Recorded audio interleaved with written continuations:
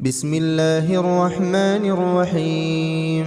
قد سمع الله قول التي تجادلك في زوجها وتشتكي إلى الله والله يسمع تحاوركما إن الله سميع بصير.